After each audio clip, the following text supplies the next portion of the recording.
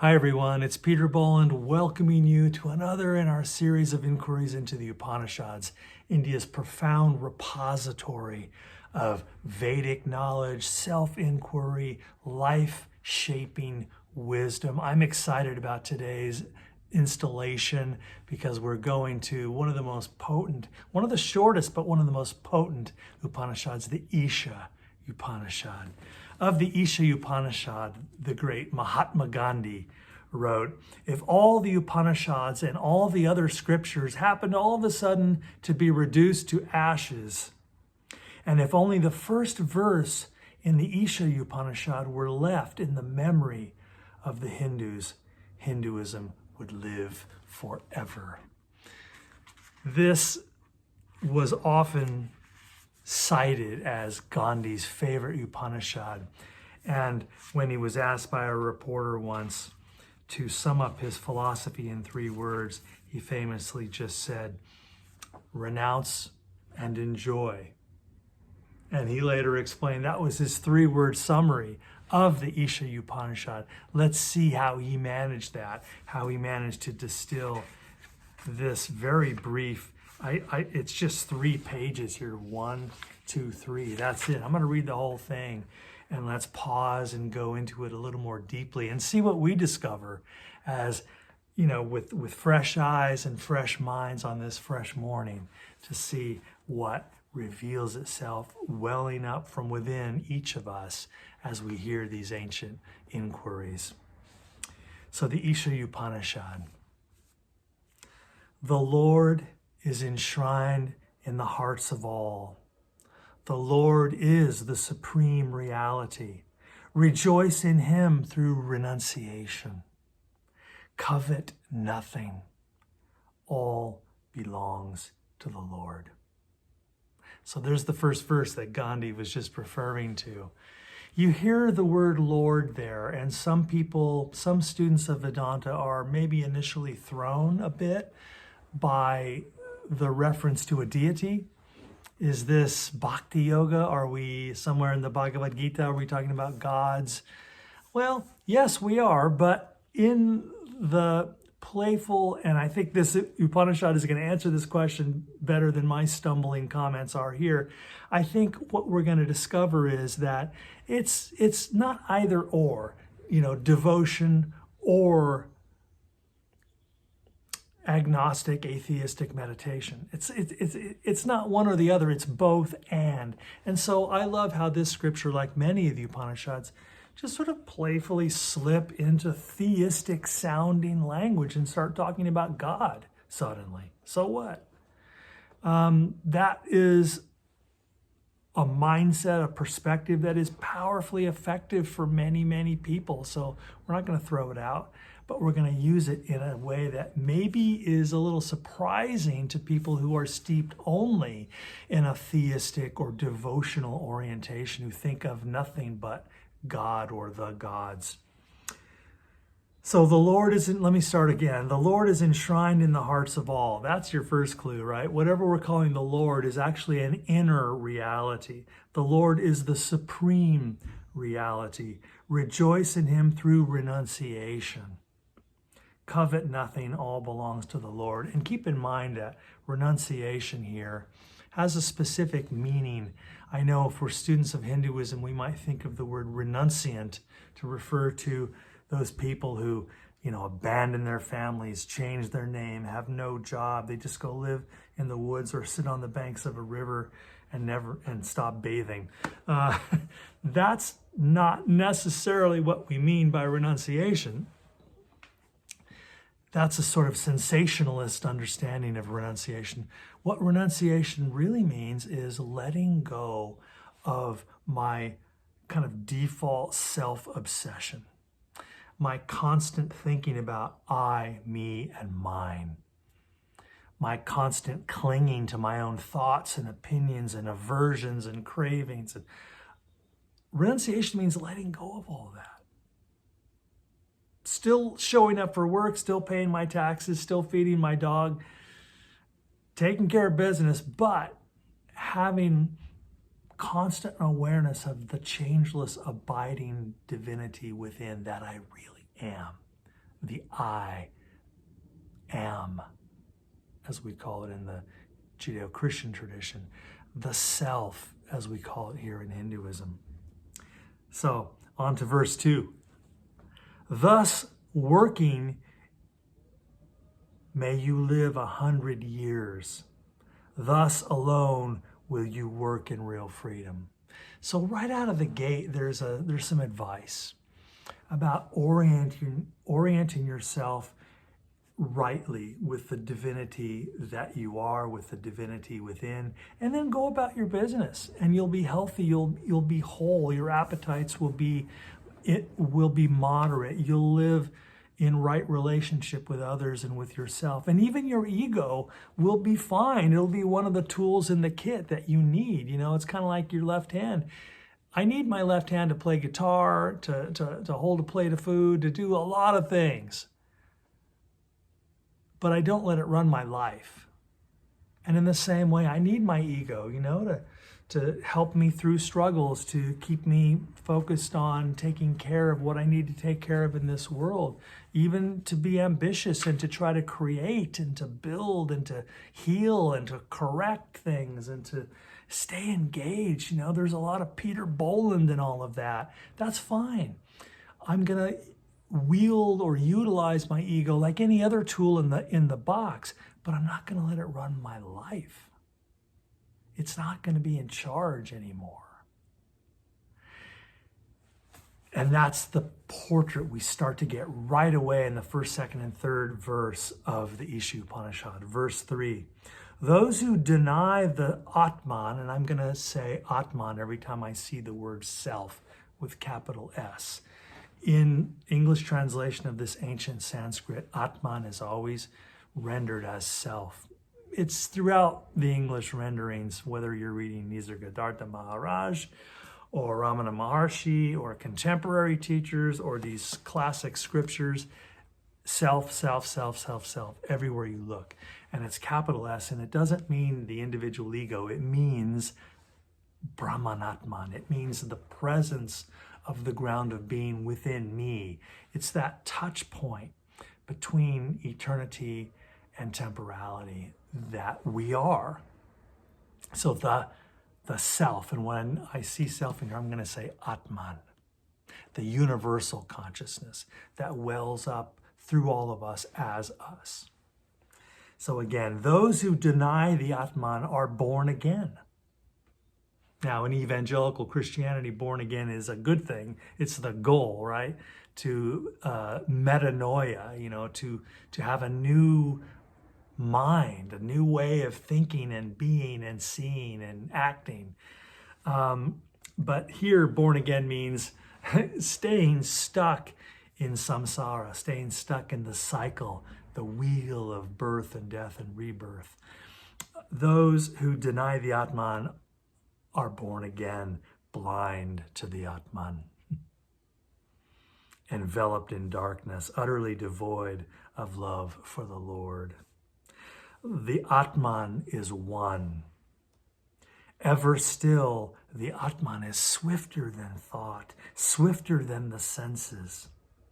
Though motionless, he outruns all pursuit.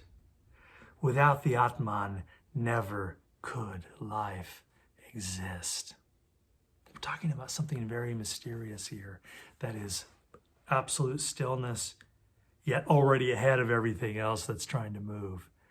So it's that ground of being in which everything takes form and to which all forms as they dissolve return. Verse 5, the Atman seems to move, but is ever still. He seems far away, but is ever near. Don't be thrown by the male pronoun too. I mean, it doesn't mean anything. He is within all, and he transcends all. So it's both within and above. Those who see all creatures in themselves and themselves in all creatures know no fear. Those who see all creatures in themselves and themselves in all creatures know no grief. How can the multiplicity of life delude the one who sees its unity? What a beautiful, elegantly crafted pair of sentences about unity consciousness. That when you really embody unity consciousness, fear and grief are impossible. Because you cannot fear the other because there's no such thing as the other. Sure, there are other forms around us, but we're all one. So fear doesn't have any foothold to stand on, nor does grief, because grief implies that there's an I that is losing this thing, and then now I have to be without that thing or that person or that set of conditions, my youth or whatever, that's gone.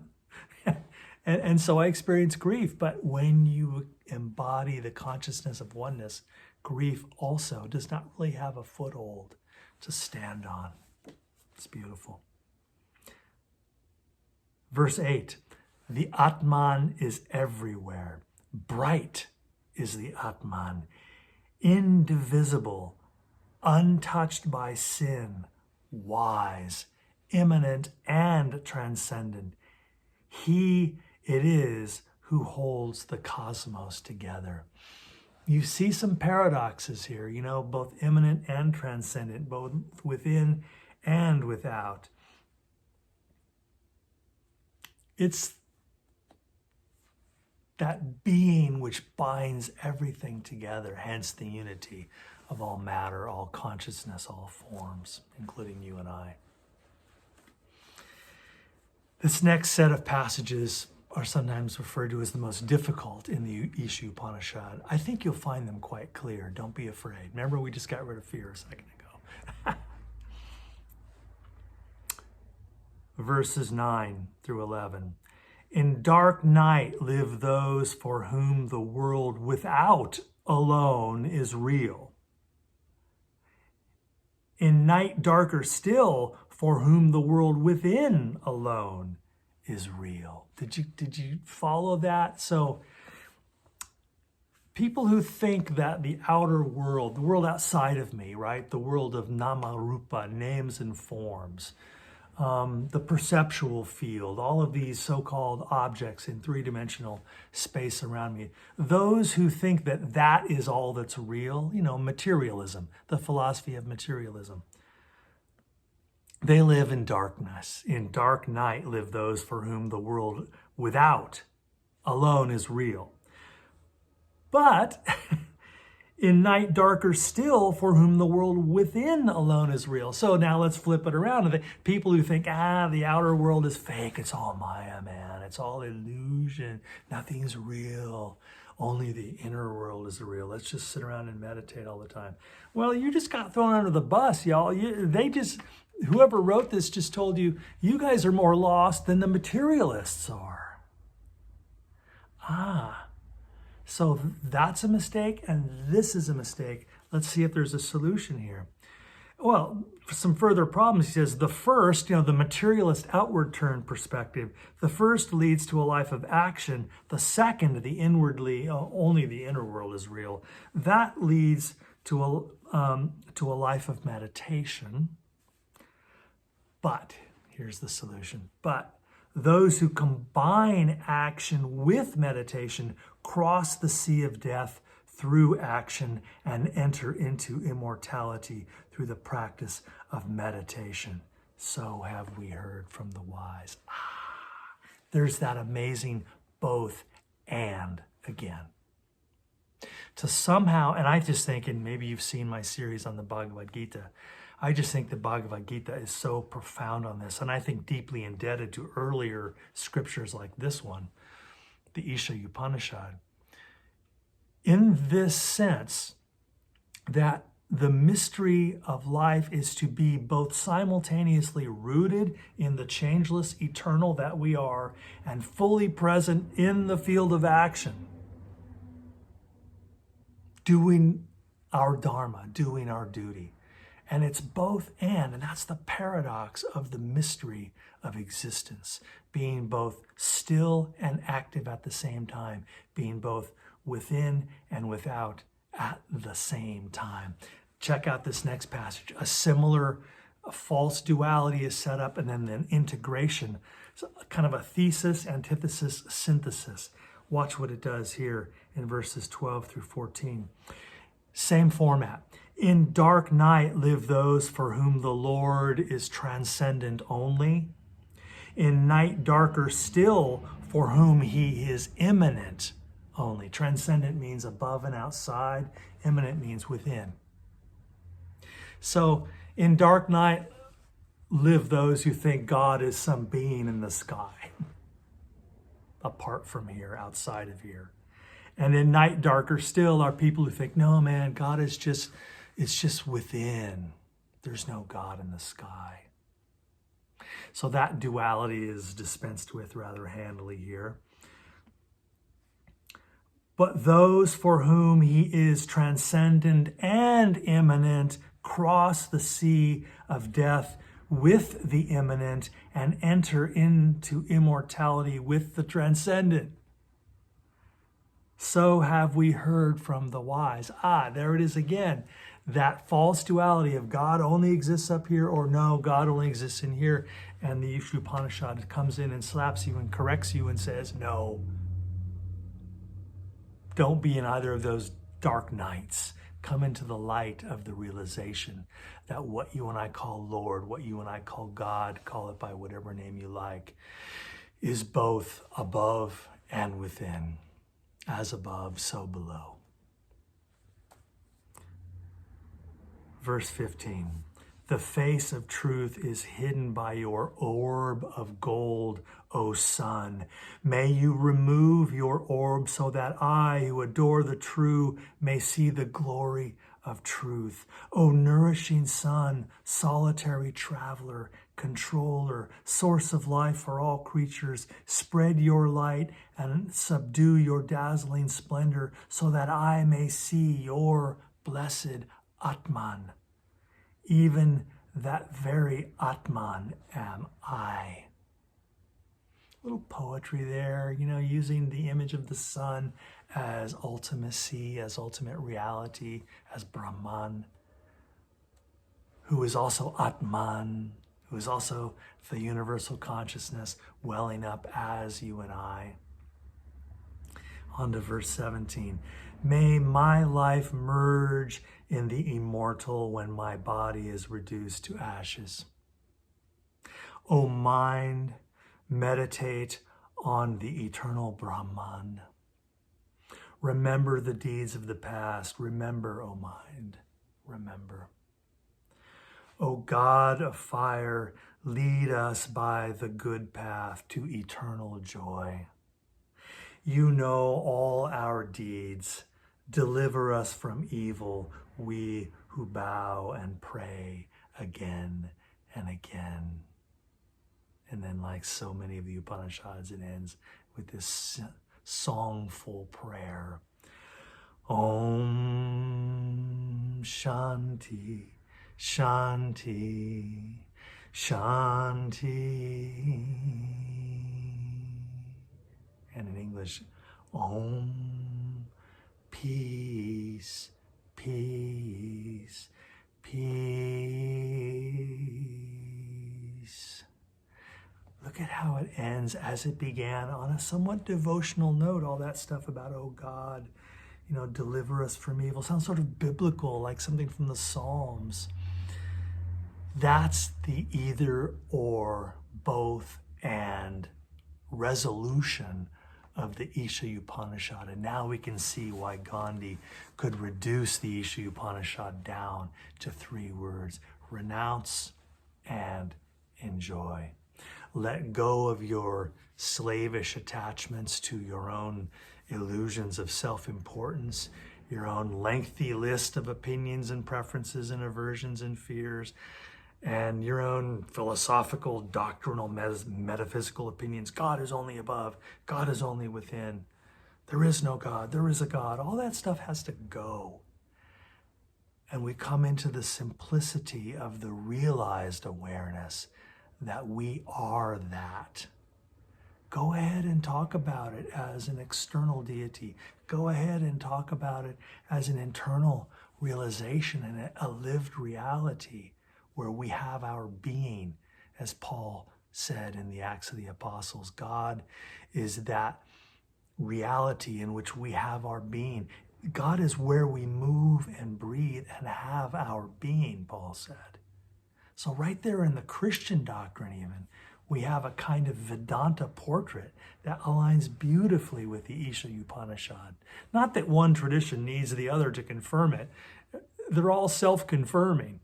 But I love it when we discover these amazing alignments or parallelisms, I guess I would say, between these wisdom traditions.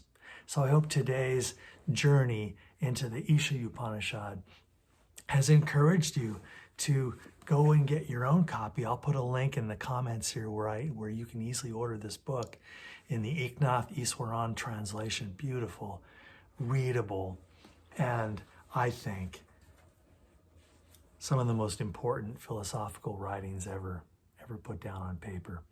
See you on the other side.